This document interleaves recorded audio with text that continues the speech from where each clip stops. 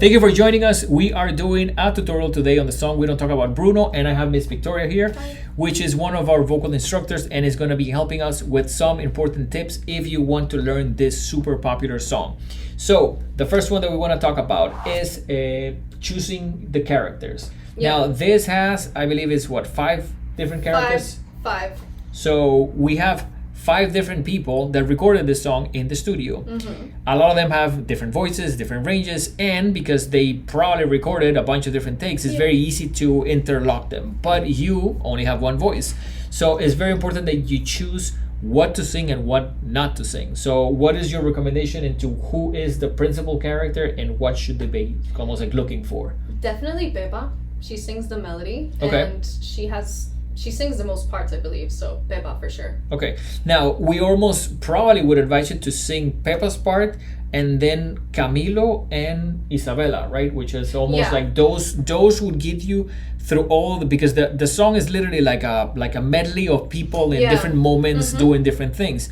But of course, you're not gonna sing 30 seconds and then just get your family to watch 30 seconds of nothing. Yeah. We definitely believe that one of the main things is probably to avoid Felix's part. Because Felix's part is one of the most, almost like it goes in the holes. And when it goes in the holes, it's going to be hard for you to sing it or to even like breathe and to be able to like get another breath for your main parts.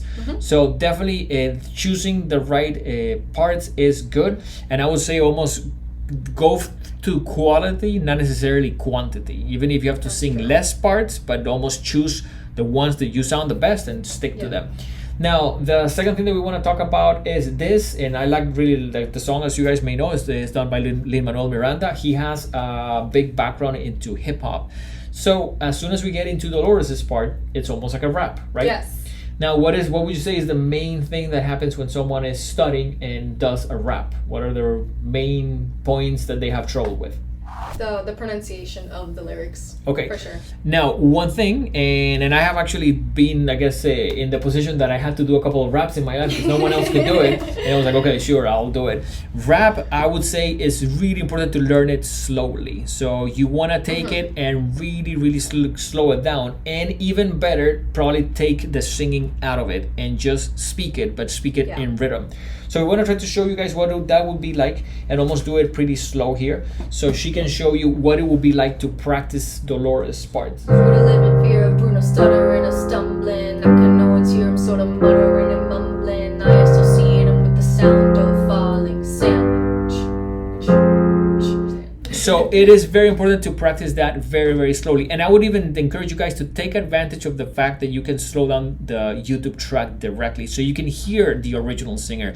And what does it sound like to hear that person do it at 0.5 speed? Because you're going to be able to literally hear, I guess, the enunciation and almost the phrasing that someone has on rap, which is this.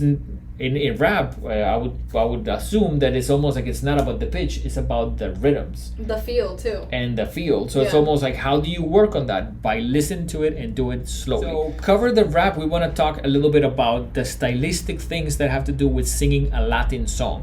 This song is originally a cha-cha-cha, and it's almost like, I guess that's to me what it's based on the piano part, on the bass part, on the percussion part. So what happens to a singer when they are doing a Latin cha-cha-cha influenced song? Like, how is that different than a song that would be more of a Broadway song, for example? Rhythm is important, rhythmically with the lyrics, but also vocally, your breaths are important, which we're going to talk about. And I believe that paying attention to the rhythm is important. Okay, and one things that have to do with rhythms, rhythm is not only when you start a note, it's also when you finish a note. And especially in Latin music, your releases are incredibly important. So when you play a note, you want to do that release also on beat. So it almost pushes and it almost creates this sensation that everything is almost like flowing. So we want to almost play the chorus of the song and get you guys to hear Miss Victoria do it, let's say Broadway style, and then actually almost take it into the Latin style, so you can see the little nuances of differences, but how big they have an impact on when you're actually doing the song. So we can. We don't talk about Bruno, no, no, no. We don't talk about Bruno, but.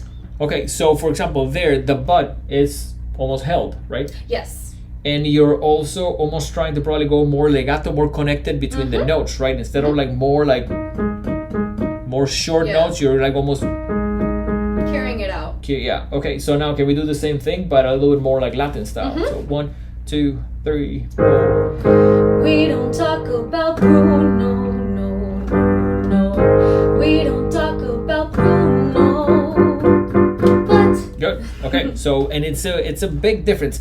Now also we want to talk about vibrato, because vibrato I think it's stylistically, when you talk about, and of course my background is more into playing piano, but there's a lot of like little things, but when you combine them you can make something sound reggae or merengue or salsa or disco or rock. So it's almost like I think it's a combination of things. It's almost like you can't go like this, oh yeah, just vibrato makes it this, but when you put a lot of different almost like ideas into something, it's when I think it gets more into the style. Yeah. So let's talk about the vibrato. So it would be a fast vibrato, and it would be immediately. You wouldn't kind of hold it like, no, it would be right on it.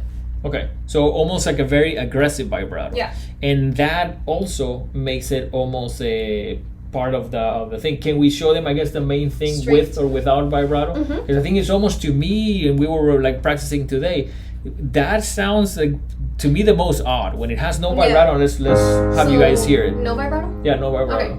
1, 2, 3, 4. We don't talk about Bruno, no.